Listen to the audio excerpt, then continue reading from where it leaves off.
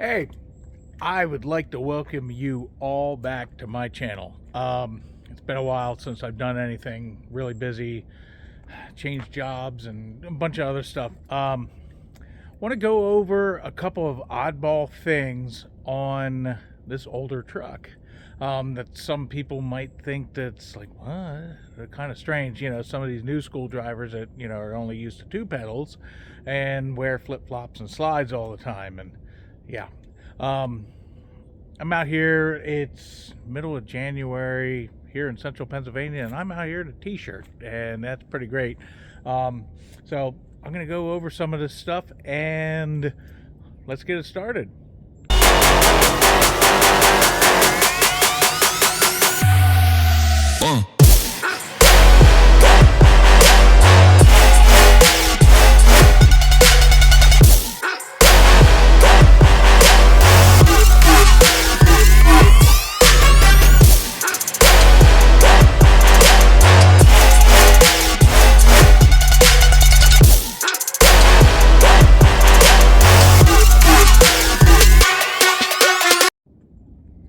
So first off, this is my 1977 Peterbilt 352. It's not an H, it's just a regular 352. The main way that I can tell the difference between the regular 352 and the 352H is there right here is a whole bunch of space below the headlights on the H's, and this, well, it doesn't have a whole bunch of space down there, but we'll go on from there. I'm actually out here. I have a leaking fuel line, one of these metal lines coming off of that T right there. Let me swap fingers around here. Coming into there, these lines are most likely the original lines on this motor. They're really crusty, and I'm trying to find replacement lines because that one started leaking and squirting. I put a little bit of rescue tape on it to slow down the leak so it doesn't squirt quite so bad. It still squirts, but it's not as bad. But I just had these bad boys here put on, and trying to take care of some issues with this, trying to find some fuel lines for this. I'm going to make a phone call to Pittsburgh Power tomorrow and see what they have. But the original intent here is, okay, I was talking about how these older trucks don't have certain things that people now are super used to. Like, one of the ones that really drive people kind of crazy is the fact that this truck does not have front brakes. Front brakes did not become mandatory on commercial trucks until the early 80s. So this being a 77, no front brakes. My old A model also did not have front brakes. I do not suggest trying to bobtail in like nasty weather without front brakes. It can get kind of hairy. The other thing that these trucks do not have, and they weren't required to have them from way back when, was reverse lights. They had no reverse lights on these trucks. Now, some people might kind of freak out and go, well, what do you mean there's no, you know, how? Well, obviously, you know, you were hooked to a trailer. Why have reverse lights? Then a couple of the other one of the other things here, open up this door, is, okay, on the seat, notice there's no seatbelt. No factory seatbelt at all in these older trucks.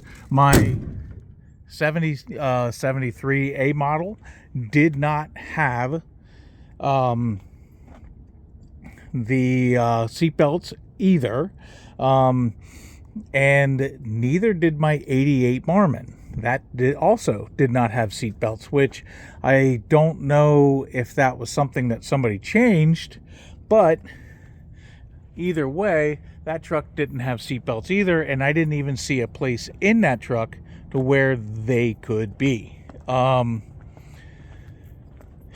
The other A couple of the other things here that I'm trying to figure out. These older trucks did not have any kind of computer system on them at all. The whole entire motor was all mechanical. Everything was mechanically controlled, no computers at all whatsoever, which some people kind of find to be a weird, odd thing, and they don't like it, but some of us kind of prefer that, especially when you look at a lot of these newer trucks. They have a lot of issues with sensors going out, and sensors are on back order, and all kinds of stuff like that. This does not have that issue. There's, frankly, there's no computer on this at all. Even if there's some kind of weird nuclear bomb or something that goes off and kills all the electrical systems, this thing will still run. And that's kind of a cool benefit of an older truck. So, as I let the cab drop here, which is something a lot of guys aren't even familiar with, this is how you got to the motor on these older trucks, cab overs. There's a jack, and you actually literally jack the cab like you're jacking up your car to change a tire. So we're going to walk around here. The one other thing, this truck did not come from factory with AC. That's pretty much a mandatory thing anymore, that these trucks all have AC, but this one did not come with it. There's no AC, and your actual heat controls are up there on top of the dash. And heat in these, well, that was kind of a suggestion. It'll blow warm air, but it really won't do much of anything for the most part. These are all mechanical gauges. Nothing is computer controlled. Each one has a cable going to wherever it was going on the motor / transmission, rear. This truck has the temperature gauges for each rear. It also has a switch to change from tank to tank. So you can have it set in the middle where it'll pull from both tanks, or you can have it set for either the driver's side or the passenger side tanks, which is kind of an interesting thing. Not really sure why they did that. I'm sure there was probably a kind of a cool reason, but I don't know. This also old school, old style 13-speed. Kind of a neat setup. I really like it. It's kind of fun. And then, of course, the thing that a lot of people aren't used to anymore is the fact that this truck has 3 pedals. Yes, 3 pedals. That right there, that is the high beam switch.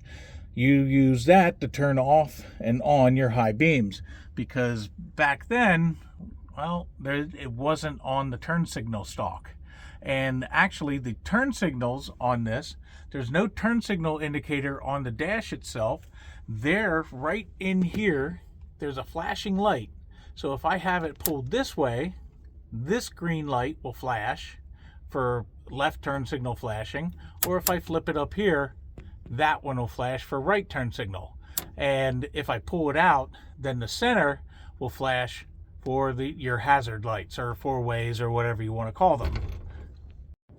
So that kind of concludes my short video here. I'm trying to get this truck ready and done so I can start running it on a daily basis. I have engine brakes to put on it and a power steering kit. This truck did not come from factory with power steering. In fact, from what I understand, a lot of 352s did not come with power steering at all. So that kind of a weird thing. I got a hold of a company out in the Midwest. They put together kits to put power steering on these trucks. So I contacted them, purchased the kit, and it comes with everything. the box, the lines, the reservoir, everything. It's pretty much a turnkey thing. You throw it on, bolt it on, add your fluid, and down you go, and you can actually steer it. This truck is a nightmare to move around whenever you're not moving. Trying to just maneuver it around is just, yeah, it's a pain. So I also have a rooftop AC setup that I'm going to install on it. It's an electric one for like a skid loader or a tractor or something like that.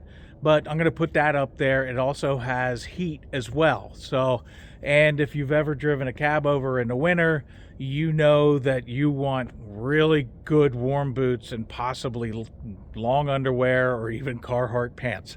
Your legs and feet get really cold because these trucks, your air, and all that is hitting right there where your feet and your legs are, and these weren't known for being well insulated either.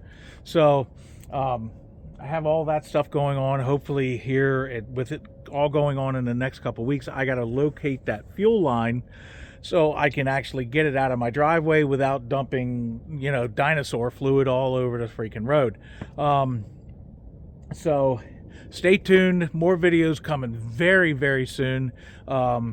Please like, subscribe, share, give me a thumbs up, give me a thumbs down. Tell me to go, kick rocks. I don't care.